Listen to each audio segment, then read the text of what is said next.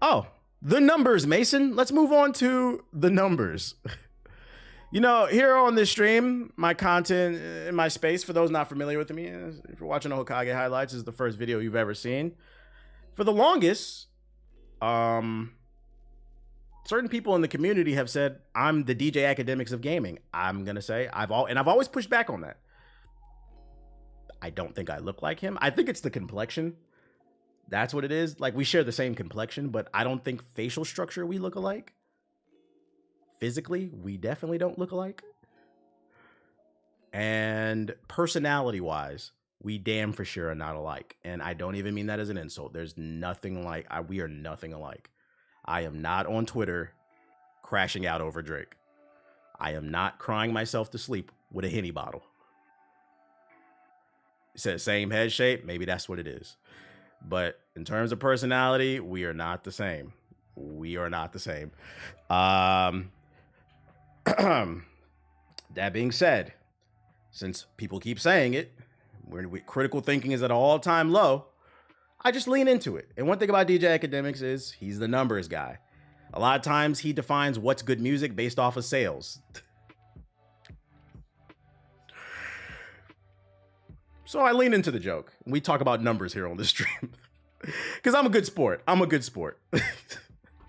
I'm a good sport. So I got a few articles talking about the numbers, Mason. And first things first, PlayStation community come to the front. In the year 2024, you guys did not buy the greatest RPG of all time. Your words, not mine. Final Fantasy VII Remake Part 2. You didn't buy Rise of Ronin. You did buy Stellar Blade because y'all are fucking horny. What was another game y'all didn't buy? It was like 3 games. The point is, you guys sit in your Twitter spaces and you talk about games more than you buy them. But that's fine. That's fine. You may not buy games, but at least you are supporting Sony. I will give you that much. It's just you don't buy games. You know what you did buy? The PlayStation Portal. Ladies and gentlemen, the PlayStation Portal is currently the best-selling accessory in the US for 2024. Despite all the concerns surrounding its release, the PlayStation... And you know what's crazy about this, too? If you remember when the PlayStation Portal came out, the internet, everybody on the internet is like, this shit is trash. Especially because they were calling it the PSP. Remember, the internet does not reflect real life because people bought it. The PlayStation Portal is still performing very well for Sony. In Sarkana's monthly video game sales chart for the United... monthly video games, not accessories, monthly video game sales chart for the United States in May 2024, executive director confirmed that it was the best-selling accessory in dollar sales. Furthermore, it topped accessory sales for the year to date. Not gonna lie, I got one of those and I barely touched that motherfucker. The PlayStation Portal launched in November 2023 and sold out in the US and the United Kingdom within 2 days. Spain also saw 3 times the sales for the accessory compared to the Xbox Series X since its launch. Sony hasn't provided sales figures on the PlayStation Portal. However, PlayStation Vice President of Product Management confirmed that last February that demand has continued to exceed our expectations. Sony said, wait a minute. You guys don't want to buy the greatest RPG of all time? Your words, not mine? You guys are not interested in buying Rise of Ronin? You wanted to buy the remaster of The Last of Us and the PlayStation Portal? Oh, say less. Now we don't got to spend hundreds of $millions on more game development. We'll just make these so they can buy older games and remasters. Our overall spending on accessories reached $148 million, which dropped 8% over last year. Though gamepad spending fell by 12%, headphone and headset spending rose by 10%. Damn, y'all breaking y'all headsets, bro. Stop throwing your headsets, man. Stop throwing your headsets. So just an interesting little statistic. Y'all seem to really love the PlayStation Portal. I'm determined to beat Final Fantasy VII Remake Part 2, but I've been thinking about getting a Steam Deck because now the Steam Deck can stream games from your PlayStation to it. So now to me, this product is even more worthless. Why buy this when you can get a Steam Deck for an extra $100 plus you can play PC games and shit? You know what I'm saying? You can play PlayStation and PC games. I don't really see the point in this, but to each its own. I get the value of it. There's a lot of moms and dads out there that maybe want to play on the couch, and that's why they got this thing. just thought you guys would buy Final Fantasy VII Remake more. Steam Deck's on sale July 11th. How much is going for, Tino? How much is going for? Other numbers news. I know I was cracking jokes about PlayStation niggas not buying any games because you're too busy buying accessories. Xbox niggas, because I saw somebody in the chat just now say Xbox is better. $295. Xbox niggas, calm down. I got numbers for you niggas too. We on your head top too. Now, you remember when Hellblade 2 came out last month or month or two ago? When I dropped my review, I said the game is probably the best looking game of the year. It has some moments, but I'm not going to lie. It is a walking simulator. Very underwhelming in terms of gameplay. Because remember, we play video games for games first. Everything else is a bonus. That's what makes Mass Effect great. It's a rare combination of a great game and a great story. Very rarely do those two things come together. Usually it's one or the other. Usually the gameplay. This is the rare case where the story was cool, but the gameplay not so much. And when I said that in my review, I had a lot of Xbots in the comment section, whether it was this stream or my YouTube video, calling me a Sony pony, a fucking drone, a PC nigga, simply because I said that it could do better. And then we got the statistics. I think it was like 90% of people didn't beat Hell. What was the number, chat? Do y'all remember the number? Didn't beat Hellblade 2 achievement. What was the number? It was 90? Was it 90? I think it was. Let's type 90. Yep, it was. Talking shit in my comment section about how this is, because I've seen Game of the Year arguments for this game. We got the data. We got the numbers on you niggas, bro. Now, I'm sure that number might have changed. It's not 90 anymore, maybe 85%. The game's only 5 hours. But at the time, that first month, 5-hour game, only 90% of Hellblade 2 players even beat the game. You spent more time on Twitter defending it than playing it, which is insane because, once again, it's a 5-hour game. Now, some of you might be wondering, how do we know only 90% beat it? Because there's an achievement at the end of the game when you beat it. And most people didn't have it. So I say that to say, we have more data on you Xbox niggas. Not only did most of you not beat it who bought it, but most of you didn't even buy it. You just talk about it. Let's talk about it. Hellblade 2 is a fairly short game that offers an immersive impact. Man, right here. And the European sales chart has revealed that Hellblade 2 failed to break into the top 1, not the top 5, not the top 10, not the top 25, the top 100 games in May. You niggas are frauds. What? The top 100? That means you're competing with games from like 2, 3, 4, 5 years ago. Because the top 25 should really only be new games. This is why I started talking about numbers on this stream. It started off as a joke, but I'm fucking sick of you people coming in my chat trying to tell me, oh, just stay behind Radon. That's how you beat him.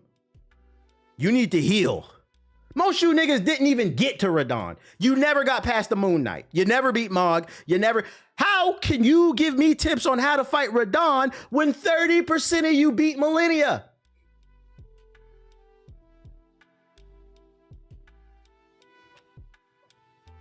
The numbers are dwindling. They're dwindling very... Like I say, yo, it started off, and I'm being dead ass serious when I say this, because I know I'd be hamming it up. It started off as a joke when I would say like, yo, I don't think y'all play. It's like little things people would say in the chat. I would see in comment sections of my videos, social media, other videos.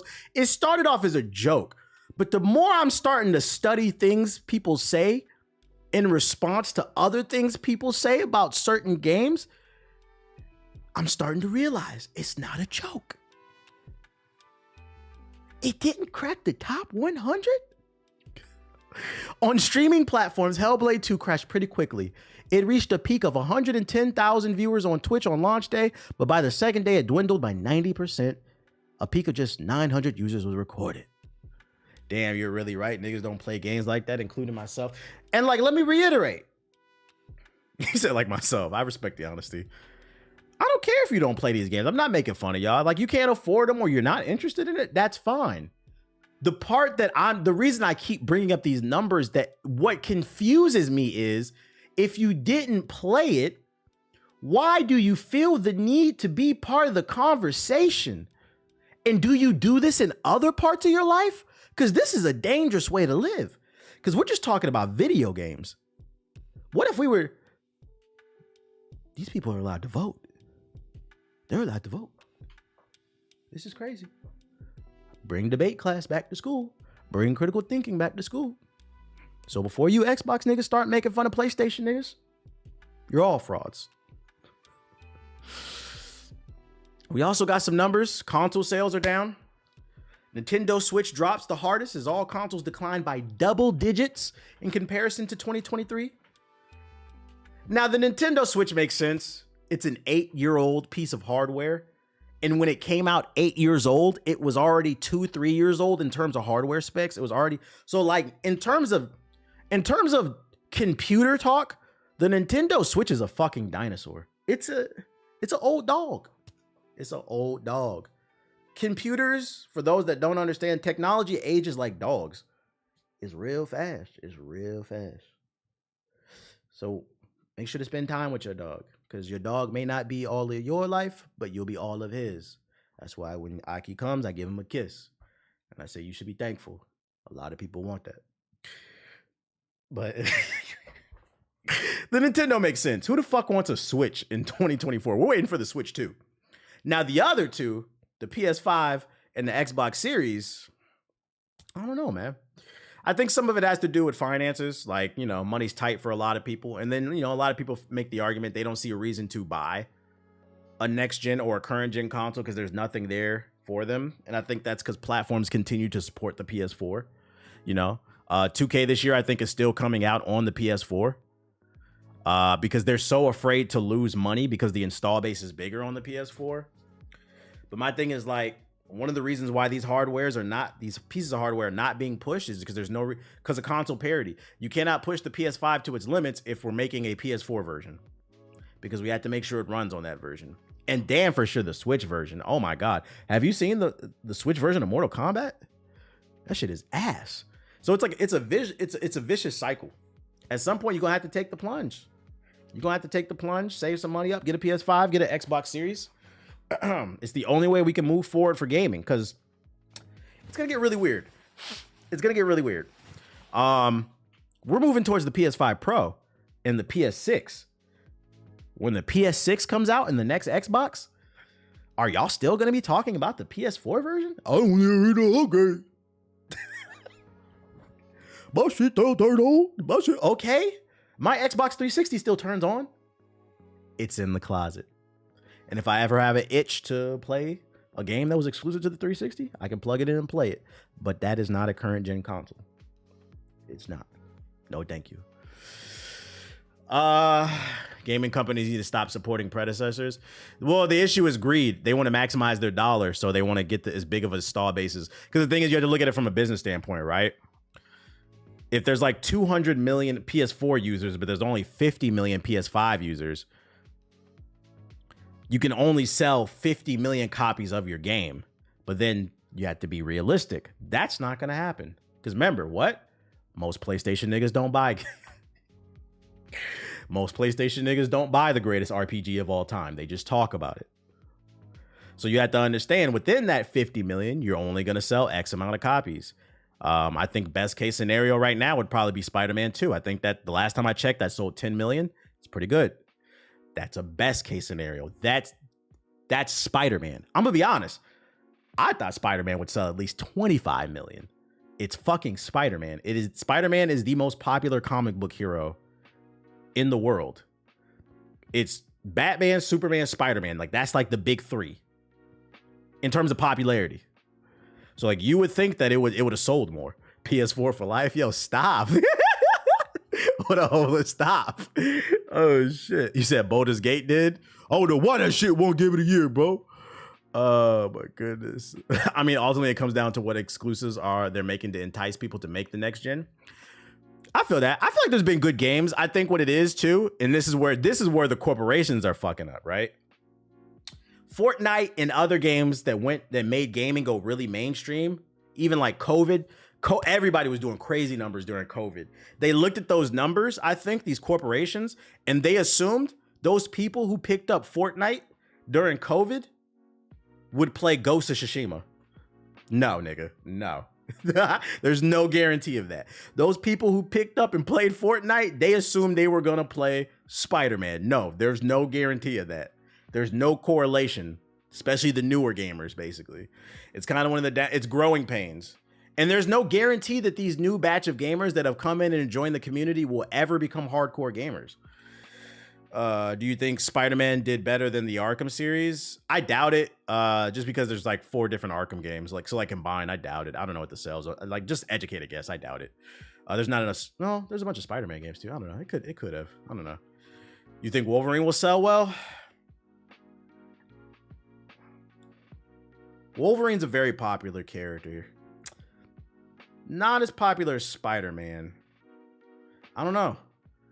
I think best case scenario for Wolverine probably is 10 million. I don't see 25. I don't see that 20 plus range. I see 5 to 10 for Wolverine. It'll do good. It'll do good with like gamers, but I don't see it like breaking that 20 mil plus, like that beyond diamond status. I don't think the game leak helped. Oh yeah, and then you know what? Yeah. And you know what's crazy? I'm glad you brought that up. It sucks to see that happen for Insomniac.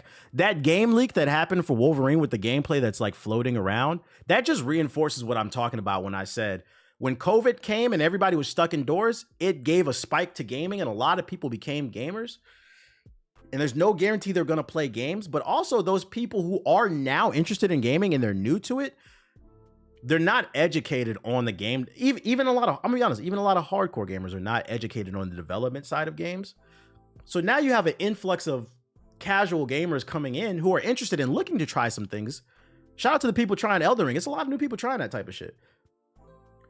They're going to look at that leaked footage of Wolverine and they're going to say, this shit looks like trash because they don't understand development cycles. There's no malice behind it. It's just genuine ignorance because there is a difference between having malice and just being genuinely ignorant about stuff. So like, I actually agree with you. I think those leaks will hurt Wolverine in terms of the mainstream, but the hardcore will buy Wolverine.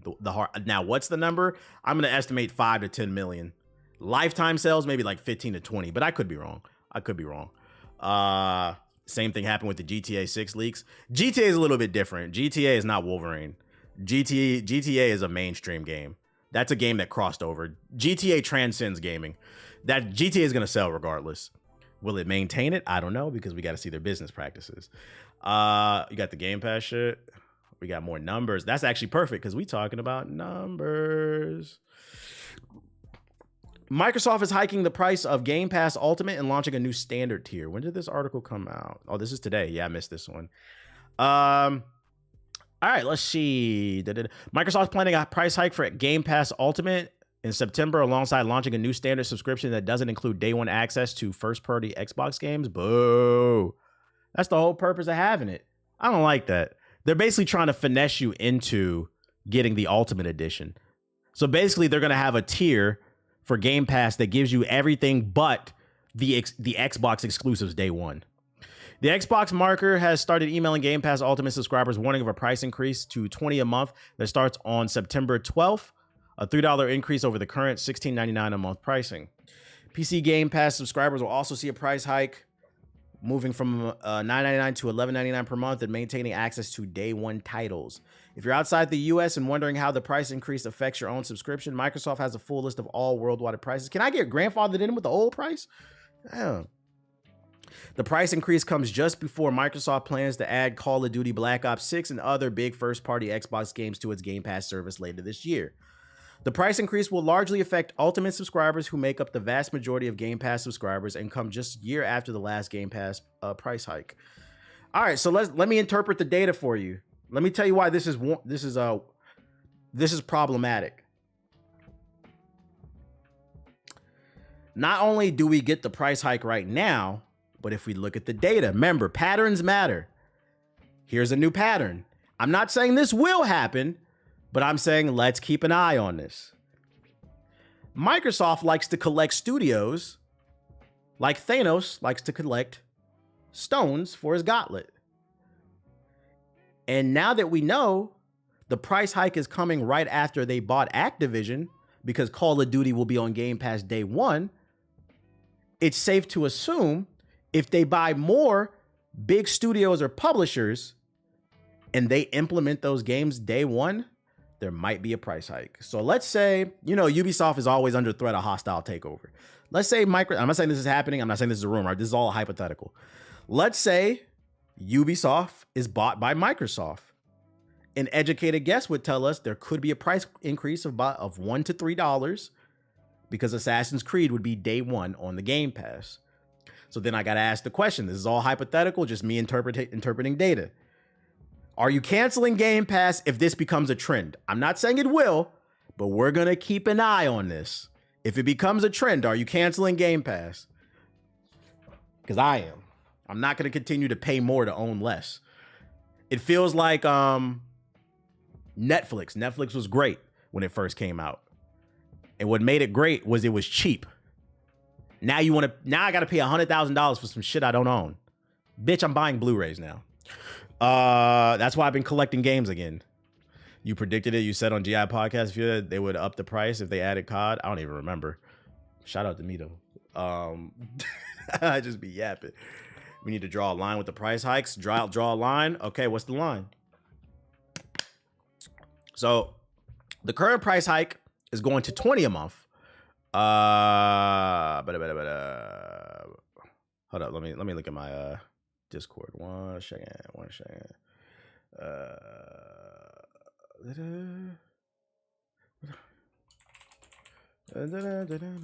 What's the number? For me, it's probably 25. 30 max. Because that's a big bill.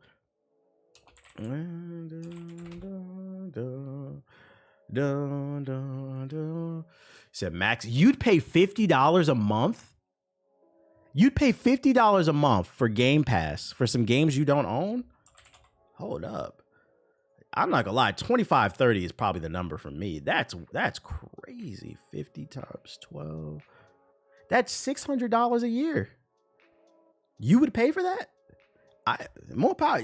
Hey, drop 5 subs in the chat, rich nigga. We ain't hit the sub goal. Hold up. Nah. Matter of fact, make it 10. Drop 10 subs in the chat. All rich niggas who said 30 plus, I need to see 5 subs in the chat. Y'all rich. Y'all are rich. You're fucking rich. This is crazy. $600 is a lot of money. For some people, that's rent. Like if you live in, well, not Cleveland, rent is free. But if you live like in maybe Milwaukee or something, you're renting a room. That's rent money right there. Like, god damn. Yo, shout out to Ducky Mohos with the 5 gifted subs. That's what we like to see. If you rich, show me. Don't talk about it. Be about it. Because remember, it's not tricking if you got it. I just got into PC gaming too. Damn, 11 not too bad though. They got the standard joint though. Apple Gaming is taking over. Might as well buy a PC for that price. On the east side. Is the east side the hood in Milwaukee? Cleveland catching strays. Somebody got to do it. In more positive numbers news, Elden Ring sales jump almost 500% after the release of Shadow of the Erdtree. Yo, shout out to OG Shaba Ranks with the 25 gifted big ones. That's what I'm saying. Rich niggas make some noise. I appreciate you, man. I appreciate you. Which is no surprise. The DLC came out. It's the talk of the social media. Everybody's talking about it. Everybody's posting memes. I seen a funny ass meme of a nigga fighting a sunflower, and he was like, that one boss fight. Like, if you play Shadow of the Erdtree, you get it. That shit had me dying laughing. That's the north side? Oh, okay. That nigga paying that 50? Y'all really paying that 50, bruh. Did you beat it yet? Yeah, I beat it. I beat it 2 days ago. I got the footage. Check my Twitter, Rio. Check my Twitter. I be Radon. Eastside has the hipsters. Got you. Did you beat it yet, Rio? What up, Rio? So yeah, this doesn't surprise me. Shout out to Elden Ring making them sales. And just further proof, when you make a good game, people will buy it. People will buy it. He stayed behind him the whole fight, and I healed. I just healed whenever I wanted. And then last but not least, yeah, I did it, bro. It was fun. That last fight was stressful. It's crazy to see all these numbers in front of you because I bet you they aiming for people that wouldn't see that 600 total. You know that. Well, that's what it is, Pharaoh. That's a good point you bring up. So this is why for those of you, and this has nothing to do with gaming. This is why a lot of companies are switching to a subscription model. It's a reoccurring revenue. So they know at least 5, 10, 15, 20, whatever their price is, that's going to come in a month. You multiply that by hundreds of thousands, if not millions of customers, you're making buku money. And I forgot where I read it. And I'm not gonna lie, I've been a victim of this shit. Sometimes you subscribe to shit and you just forget about it. And these companies, I've read articles about it. They prey on that shit because it's just $5. It's just $10. You stressed out. You're not really paying attention too much. If you got it on auto pay, you might not notice it. I remember this was maybe like 4 or 5 years ago. I found out I was still paying for Netflix. I had to call them up. I didn't even know my damn login and shit like that. It's like gym memberships. So yeah, the problem is everybody's switching to subscription services. So the psychological trick is not working anymore because it went from I'm subscribed to Netflix and maybe Hulu to now I'm subscribed to Amazon Prime, Hulu, Netflix, HBO, Paramount shit, YouTube Premium. Some of you still got cable because you're a boomer. You see what I'm saying? Game Pass. Nigga, it's too much. You can't trick me now, nigga. All this money coming out my bank account. You might have been able to get away with that $5 to $20 a month when it was just that. I might have not noticed that because I'm stressed out or I'm going through something, I'm not paying attention. But that $200-300, Spotify, yeah, Apple Music, if you're weird, you're gonna notice it now. Tidal. Okay, buddy. Let's talk about the May 2024 Ghost of Tsushima. According to the data for the best-selling video games in the United States of May 2024, that was funny, yo. Now that, you know, jokes aside, there's a lot of people out there. They got an OnlyFans bill. Brazzers Premium. There's people out there that got the Gooner Premium. There, like, it adds up, bruh. Ghost of Tsushima was the top of the list. The game jumped from 71st to 1st thanks to the release of the PC edition of Ghost of Tsushima Director's Cut on May 16th. Coming in at number 2 for the month was the new Paper Mario and the rest of the Call of Duty, Helldivers.